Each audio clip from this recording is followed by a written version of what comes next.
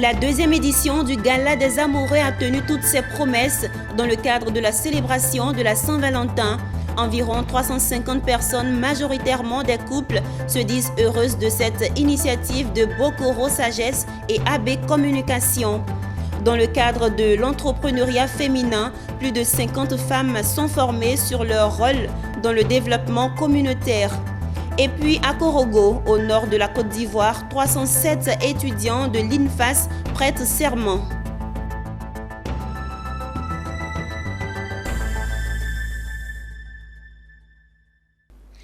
Bienvenue Madame, Monsieur et merci de choisir Business 24 Africa pour vous informer. Nous vous plongeons dans l'univers des amoureux en début de cette édition. Conférence, rencontre et fête en meublé, la deuxième édition du Gala des Amoureux.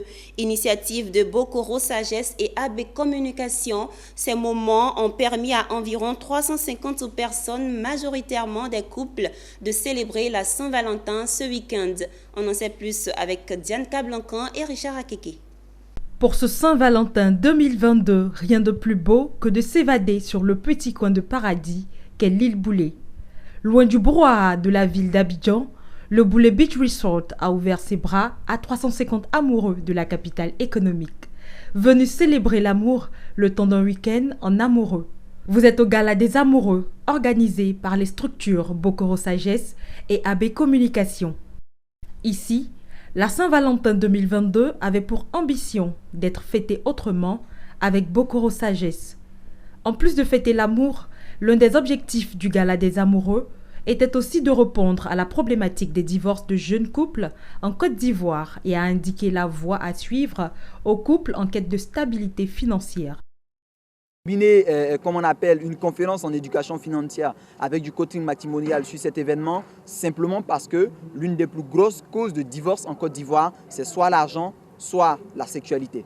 Donc pour nous, on essayait de résoudre ces deux problématiques-là au sein d'un même événement. C'est la raison pour laquelle on vous a servi ce menu, ce programme, qui aussi alléchant soit-il, a captivé l'attention des gens depuis 14h jusqu'à maintenant 18h. C'est une occasion pour nous de se renouveler cet amour-là. Et en se retrouvant ici,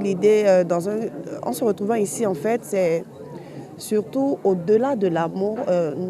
Moi, je suis financière, voilà, donc vous allez comprendre un peu. Donc, toutes les occasions pour moi sont bonnes pour saisir des opportunités et puis de parler affaires, de parler business, voilà. Et donc, ça m'a accroché parce que pendant que monsieur et moi on se retrouve autour de l'amour, le terme est parleur en fait. C'est un terme qui touche, comme on appelle, l'indépendance financière. On a besoin de conférences comme ça sur l'éducation financière parce qu'en Côte d'Ivoire, ici, en fait, on ne sait pas beaucoup de choses. Ici, on parle, en plus de parler d'amour, on parle aussi d'investissement. Et vraiment, je suis ravi d'être là, faut le dire. Quant à la conférence sur le mariage et la vie de couple, elle a été animée par Nel Jamila, coach en développement personnel et en gestion matrimoniale, bien connue sur la place abidjanaise. Regarder dans la même direction, fusionner, être en harmonie. Tels sont les maîtres mots des conseils donnés par le coach Nel Jamila au couple. Des informations utiles à l'unité, puisque c'est le thème qui a été choisi cette année, unité dans le couple, et aider à ce que les personnes qui connaissent certaines difficultés puissent en prendre conscience et essayer de poser des actions pour leur trouver des solutions. Quand on parle d'amour, on doit regarder dans la même direction, on doit fusionner, on doit être complice, il doit y avoir de l'harmonie, il doit y avoir de la communication. Et donc si on atteint un niveau de notre relation où on n'a pas toutes ces choses, il faut vraiment se remettre en question et puis essayer de les avoir. Cette journée au Boulé Beach Resort a permis au couple de passer un moment magique et intime. Elle a également donné l'opportunité aux amoureux célibataires de pouvoir rencontrer leur âme sœur dans un espace paradisiaque. Le Gala des Amoureux est à sa deuxième édition. La structure Bokoro Sagesse compte poursuivre sur cette lancée, car pour elle, il n'y a pas de doute, la stabilité financière contribue pour beaucoup dans la solidité des couples, d'où son engagement de ne jamais séparer les affaires de l'amour.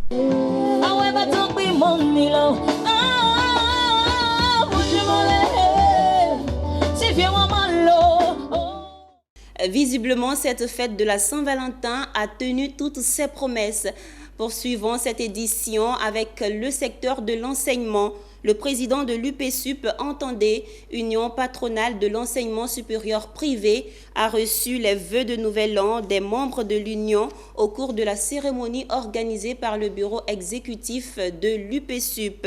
Occasion pour le nouveau président de l'Union et son bureau exécutif de présenter les orientations pour l'année 2022. Pierre Tebeu et Lignon Gilbert. La tradition a été une fois de plus respectée cette année à l'UPSUP. Le nouveau bureau exécutif a mis les petits plats dans les grands pour présenter ses vœux à son président. En ce début d'année, le nouveau président de l'Union patronale de l'enseignement supérieur privé, l'UPSUP Maury Diabaté, a formulé des vœux d'espérance et d'espoir dans un esprit de partage et de courage pour relever le défi de la qualité dans la formation des étudiants, des conditions de travail des enseignants du supérieur privé, sans oublier une collaboration harmonieuse avec le gouvernement. Il n'a pas manqué de féliciter le bureau exécutif de l'UPSUP qui travaille à faire triompher les idéaux des acteurs principaux de l'enseignement supérieur privé. Il a tracé les grands axes prioritaires des actions à mener pour cette nouvelle année qui marque également le début de sa mandature à la tête de l'UPSUP. Nous avons décliné nos plans d'action pour cette année. Ces plans sont issus d'ailleurs des prévisions qui ont été faites par le ministère de l'Enseignement supérieur, qui ont prévu des dates pour les examens, qui ont prévu un certain nombre d'actions sur le terrain. Et nous avons ajouté à cela des choses qui sont propres à la maison, à savoir par exemple la distribution de dons à l'orphelinat, à savoir un salon professionnel. Madame Loco Solange, membre du bureau exécutif, a dressé le bilan de l'année 2020-2021 qui a vu l'élection du nouveau président de l'Union Maury Diabaté à la tête de l'UPSUP le 9 septembre 2021. Pour la circonstance, il a une fois de plus été installé par ses pairs. Et troisièmement, merci.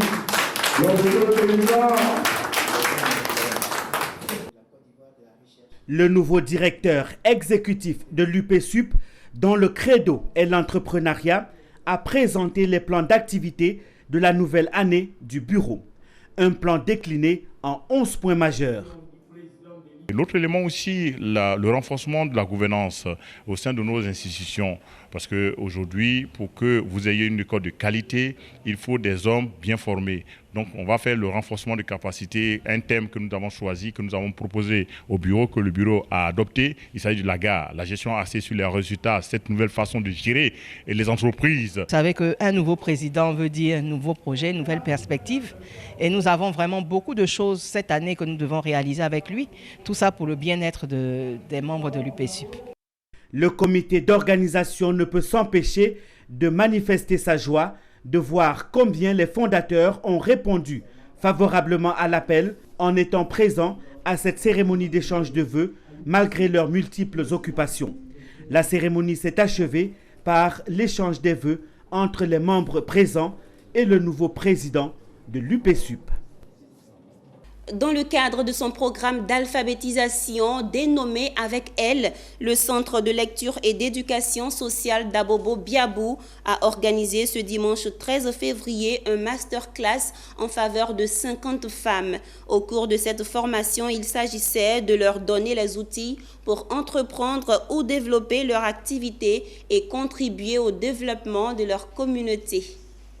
Elles sont un peu plus de 50 femmes du programme d'alphabétisation du Centre de lecture et d'éducation sociale de Biabou à prendre part ce dimanche à ce masterclass sur le thème entrepreneuriat féminin et participation des femmes au développement communautaire. Occasion pour Anne Bakoum, animatrice du thème, de leur donner les rudiments pour entreprendre ou encore améliorer leurs activités génératrices de revenus afin qu'elles contribuent au développement de leur communauté. Dans une Côte d'Ivoire qui prône l'entrepreneuriat, les femmes d'Abobo ne sont pas en reste. les femmes qui apprennent à lire et à écrire ne sont pas en reste. Il s'agit de leur donner des outils pour pouvoir se lancer dans l'entrepreneuriat et pour celles qui sont déjà dans l'entrepreneuriat, des outils pour pouvoir développer leur activité afin qu'à leur niveau, elles soient des sources d'impact pour leur communauté, pour le développement de leur communauté.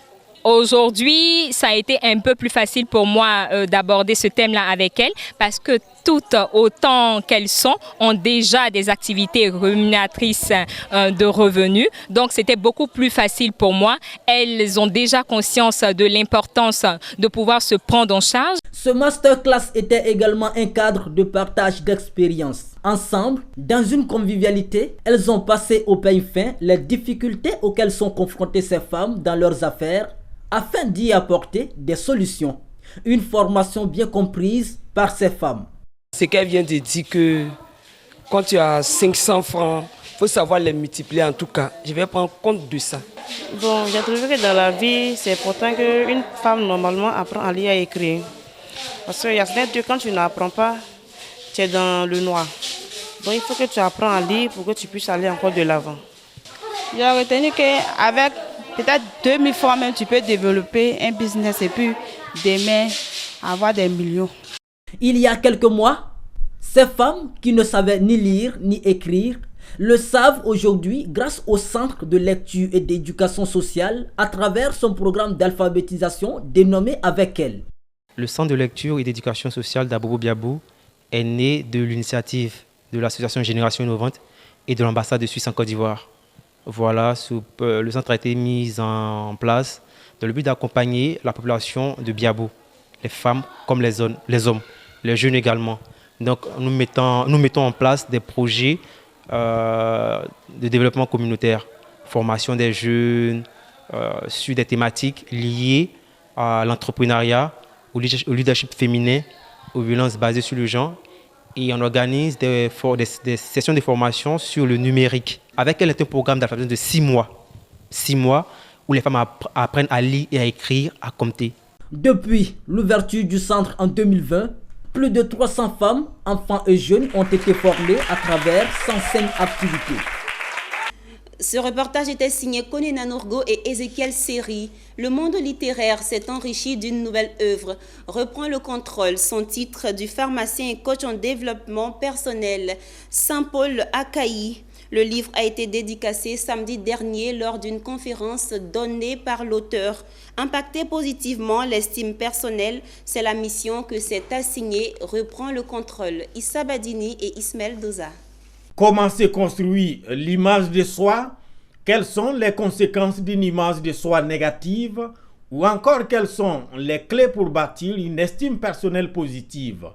Autant de questions dont les amoureux du livre peuvent désormais trouver réponse dans Reprendre le contrôle de Saint-Paul Akaï. À la librairie Carrefour lors de la conférence dédicace, devant amis, connaissances et autres adeptes de la lecture, l'auteur est revenu sur la trame de son œuvre.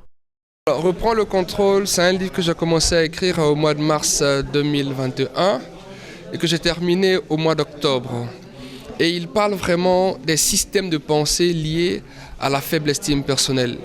On dit beaucoup aux gens, ayez des objectifs, ayez une vision, mais tout ça doit s'adosser sur une estime personnelle de qualité, sinon ça ne marche pas.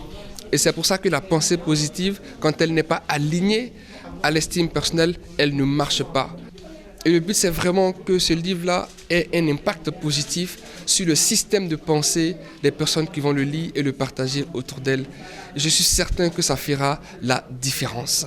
Lisible avec un langage accessible, Reprendre le contrôle, ce sont 150 pages regroupées en 6 parties qui vont des fondements de l'estime personnelle à des clés pour bâtir une estime personnelle forte et efficace, en passant par les manifestations et les conséquences de la faible estime personnelle.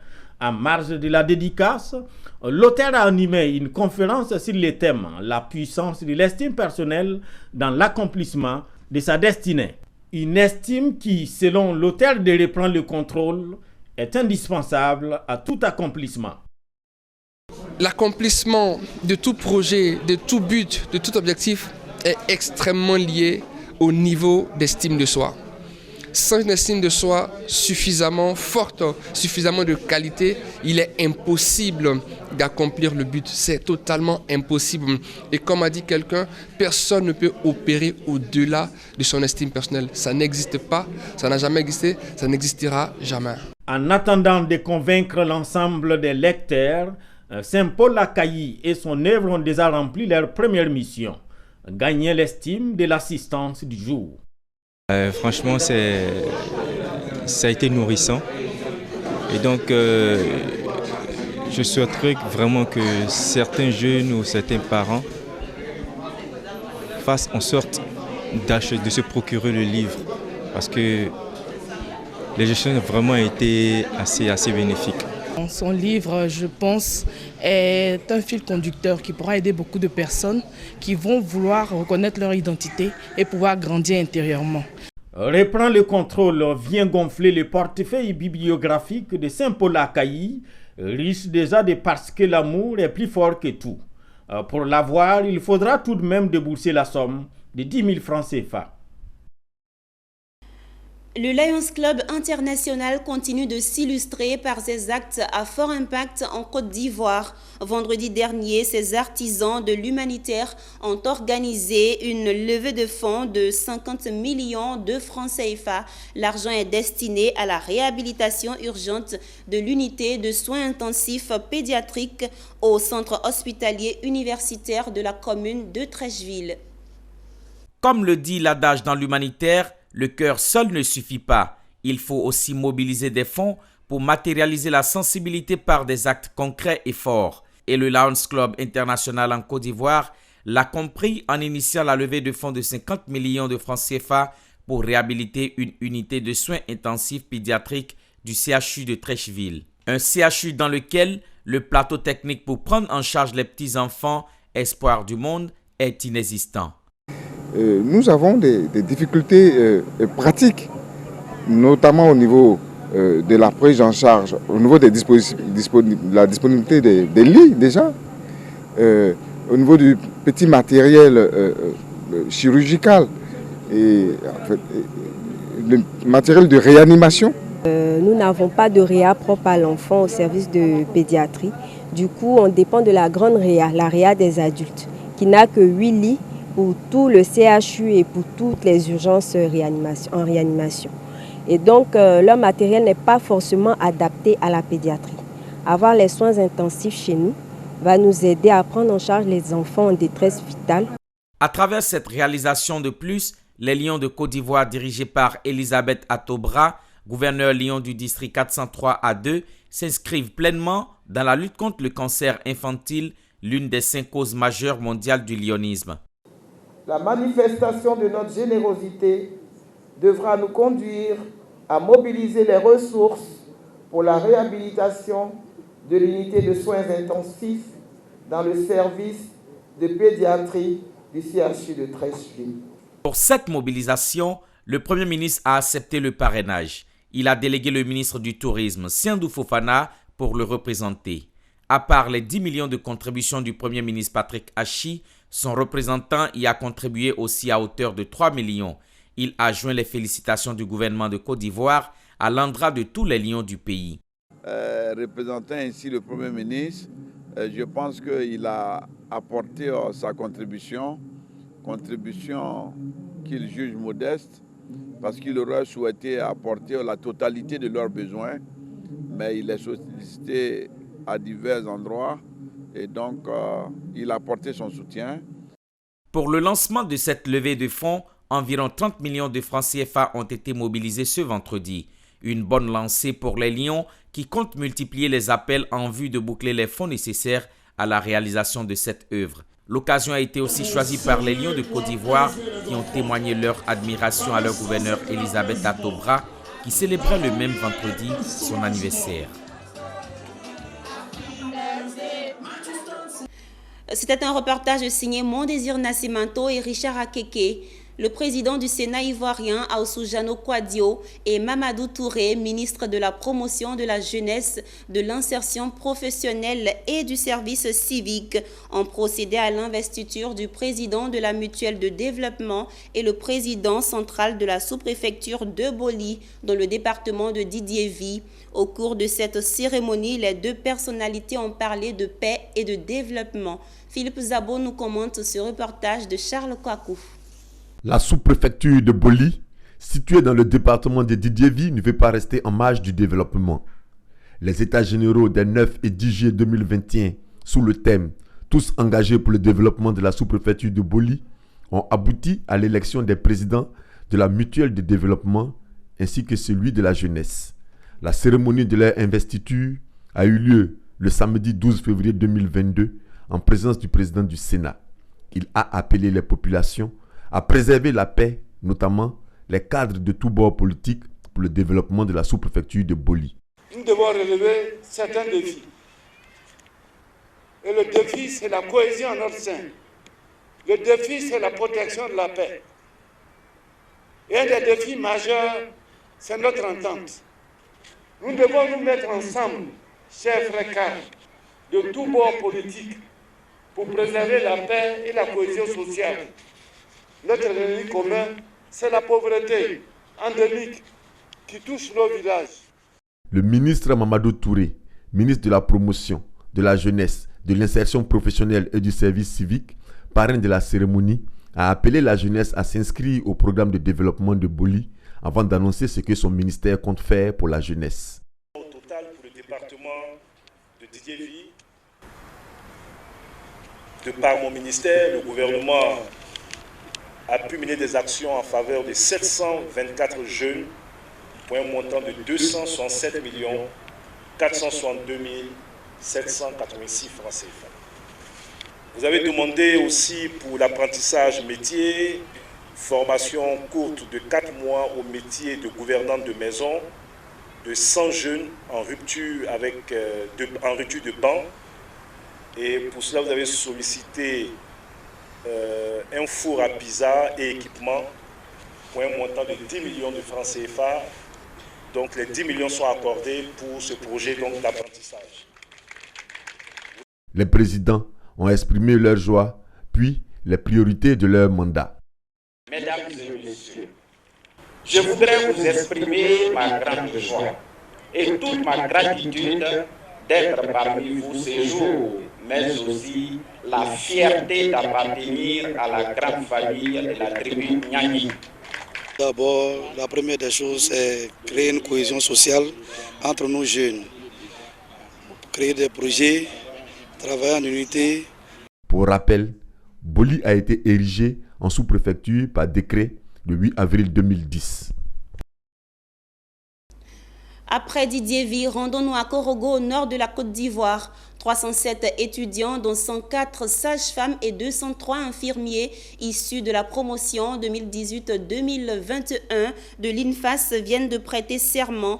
Ils ont juré de remplir leurs devoirs avec professionnalisme et surtout respectueux de la vie humaine. Marie-Christelle Zogueï nous commente ce reportage de Daouda Ouattara. Ils sont 203 infirmiers, 104 sages-femmes de la promotion 2018-2021 à prêter serment ce jour après 3 ans de formation à l'Institut des agents de santé INFAS de Korogo. Ils ont été déclarés aptes à exercer à partir de maintenant le métier de fonctionnaire de la santé en qualité d'infirmier et de sage-femme. Cette 27e promotion a été baptisée Promotion Méliane et Baniche Sanogo. Occasion pour la marraine, professeure Méliane Sanogo, d'inviter ses filleuls à accomplir leur mission avec compétence, probité et loyauté, en faisant toujours allégeance à leur serment. C'est certes la promotion Ndaz et Baniche Sanogo, mais la promotion Ndaz et Baniche Sanogo, persévérance pour l'excellence. C'est pour dire que l'excellence, c'est ce qu'il doit faire au quotidien. Quand tu te lèves le matin pour aller au travail, c'est l'excellence que tu vas mettre dans tout ce que tu vas faire, dans toutes tes activités. Parce que l'excellence, tu ne l'atteins pas C'est au quotidien que tu le cherches et que tu le mets en application sur le terrain. Donc, c'est pour leur dire de respecter tout ce qu'ils ont appris dans le savoir-être à l'école.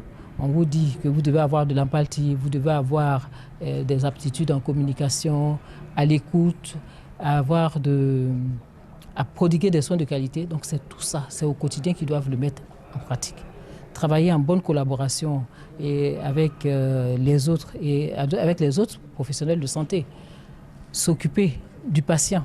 Donc ça, dans tous les serments qu'ils ont prêtés, on te dit, non seulement il te faut la confraternité, mais il te faut respecter la dignité du patient, il te faut respecter toi-même la dignité de ta corporation. Donc tout ça, il faut le leur rappeler au quotidien. Dans notre métier, l'erreur n'est pas permise. Une erreur, c'est 2000 sous-sol. Donc il faut qu'on travaille avec excellence, avec conscience surtout. C'est ces conseils-là qu'on peut leur prodiguer chaque fois qu'on aura l'occasion de le faire. Message bien reçu pour les impétrants. Et nous disons merci à l'antenne de Korogo de nous avoir vraiment durement formés et nous repartons des agents de santé qualifiés et sans pression d'ailleurs. Je suis venu pour soutenir ma petite fille durant ces 3 années de service. Donc vraiment, je suis très content. Je l'encourage avec ses collègues de bien travailler. Une passation traditionnelle de flambeau entre les étudiants de la licence 3 sortant et de la licence 3 entrant a mis fin à cette 27e promotion Méliane Ebaniche Sanogo, la persévérance dans l'excellence. En prélude de cette cérémonie, la directrice générale s'est entretenue avec le personnel et les étudiants de l'INFAS. Une rencontre qui lui avait permis de s'imprégner des conditions d'apprentissage des étudiants.